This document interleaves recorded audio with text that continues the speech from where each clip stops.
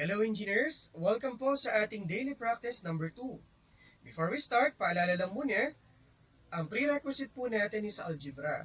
Although, itong problem talaga na to ay lumalabas sa construction, pero guys, yung solution nyo kasi, kaya ng algebra lang, no? So, hindi mo kailangan ng in-depth na knowledge talaga about construction. Even basic, multiplication, addition, division lang, no? Kayang-kaya na natin, no? Ayan, sige, basahin natin yung problem, sagutan po natin. Yung problem daw po natin, or yung project natin or rather, ay nagre-require ng 2,000 cubic meters ng concrete at ito raw po yung mga costs na kailangan natin gamitin para doon, no?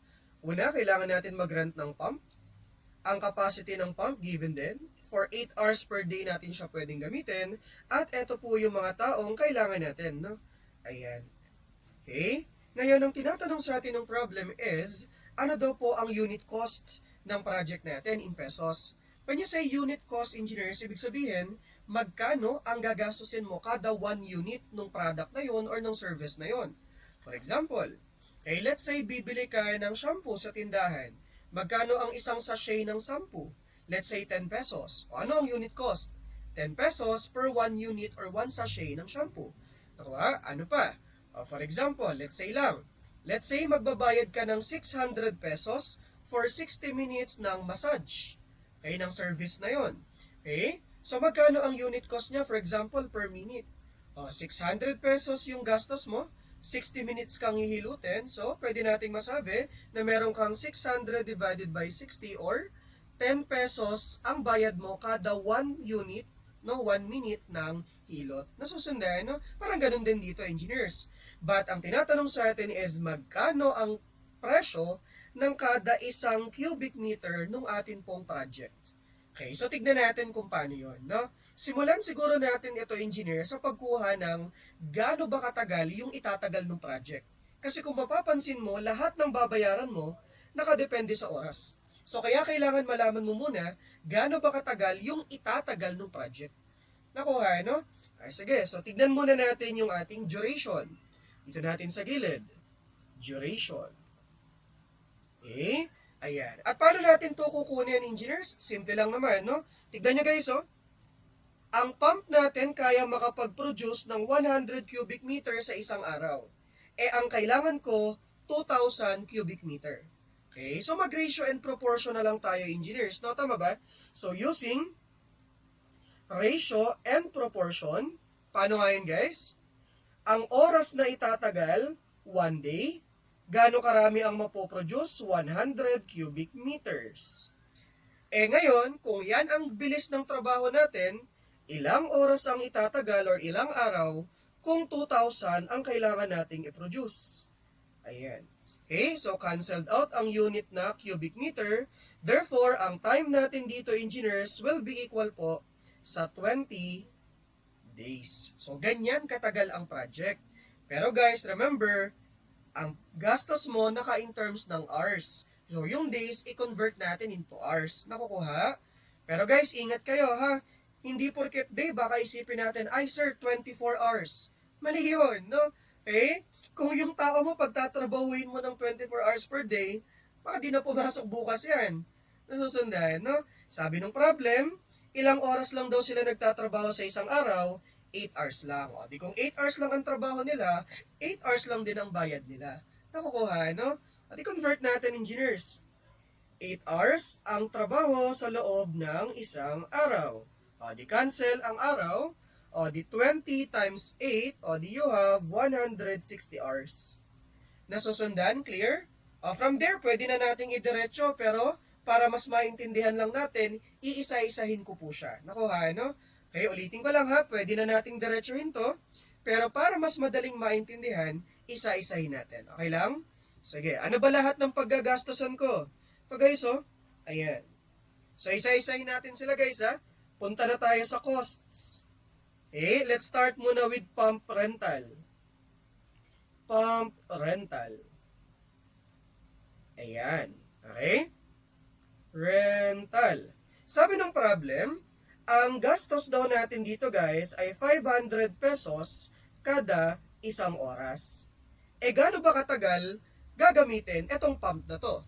Kung ang project ko ay tatagal ng 160 hours, O di 160 hours ko din po siyang gagamitin.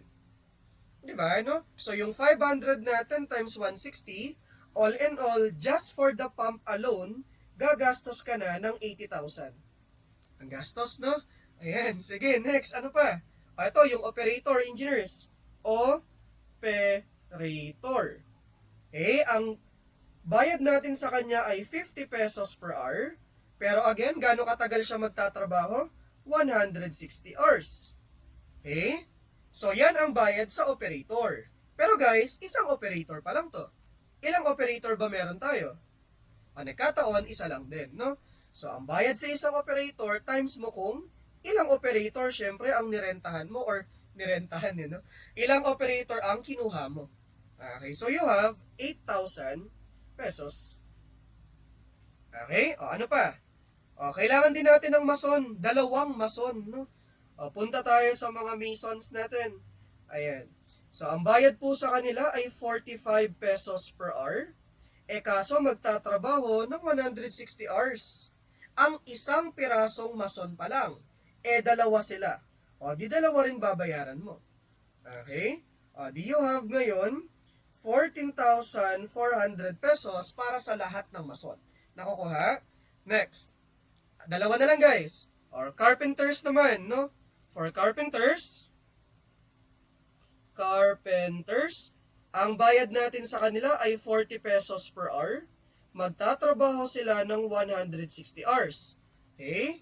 Kaso 4 yung carpenter. O di times 4 yung bayad. 40, 160 times 4, you have 25,600 pesos. Yan ang bayad natin sa lahat ng carpenters. And last one, ano na lang kulang? Helper, no? Ayan. Kunin natin lahat ng helpers.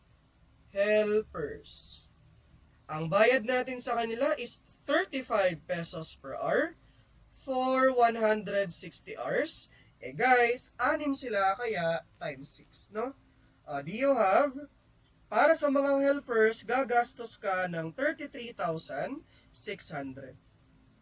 Nasusundan, engineers? Okay? So, para sa project na ito, eto lahat, no? Rental, operator, mason, carpenter, at helper, yan lahat ng pinagkagastusan natin.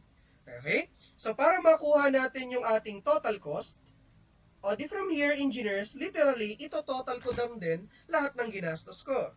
I have 80,000, 8,000, 14,400, 25.6, and 33.6 no, thousand. So, all in all, ang lahat ng ginastos natin ay equal sa 161,600 pesos. Nasusundan? Pero ingat kayo ha, total cost pa lang yan. Ang tinatanong sa atin ay unit cost, no? Unit cost. Ibig sabihin, magkano gagastusin mo kada isang unit ng produkto o serbisyo. Okay? So, try natin. Magkano ba ang lahat ng ginastos ko? 161,600 pesos. Magkano ba lahat ng produkto o serbisyo na binigay ko? That is 2,000 cubic meter ng concrete, no? Ayan, 2,000 cubic meter ng concrete. If we divide the two values, I have 161,000 over 2,000, that is 80.8 pesos pala ang bayad kada isang cubic meter ng concrete na ginagawa natin. Nakakuha? So, kumbaga, yan ang ginastos niya kada 1 unit or 1 cubic meter ng product. Nasusundan, engineers? From here, eto na po ang sagot natin. Therefore, ang answer pala ay 80.8 pesos per cubic meter of concrete. Okay? So there you have it, engineers. Ito na po ang sagot natin. And see you po ulit sa mga kasunod na practice problems. Thank you and see you again next time. Salamat, engineers!